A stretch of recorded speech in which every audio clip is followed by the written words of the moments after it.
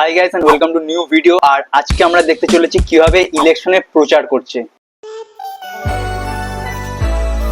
আমার একটা সিরিয়াস প্রশ্ন আছে, এই যে ধর যারা প্রচার করছে ভোটে, তার লোকের বাড়ি গিয়ে এই যে ধান কাটছে, তো বা হয়তো ঘর ঝাঁট দিচ্ছে বা অন্য কিছু করছে, তো তার সঙ্গে ভোটে জেতার কি সম্পর্ক? মানে লোকজন কিভাবে ভোট দেবে?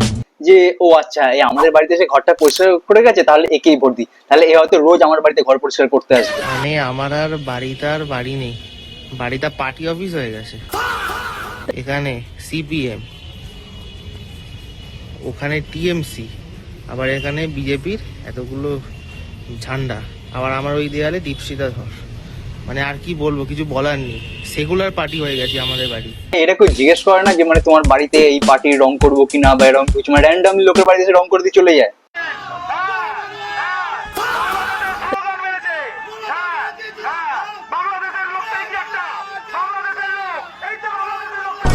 ভাই এটা কি হচ্ছে? তো আলাদা লেভেলে সার্কাস চলছে এখানে।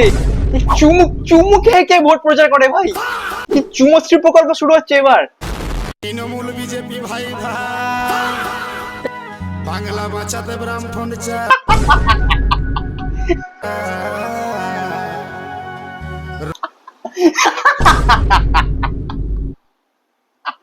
এটা এটা কি ছিল ভাই?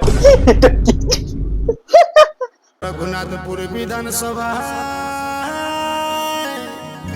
গণেশ দাকে জিতা, গণেশ দা, গণেশ দা জিন্দাবাদ ভাই, গণেশ দা।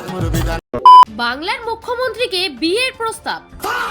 হতে অরাজকতার আবহে এবার বাংলার মুখ্যমন্ত্রী মমতা বন্দ্যোপাধ্যায়কে সরাসরি বিয়ের প্রস্তাব দিলেন ওপার বাংলাদেশের লোকেরা একটু বেশি ভালোবাসে না মমতা ব্যানার্জিকে?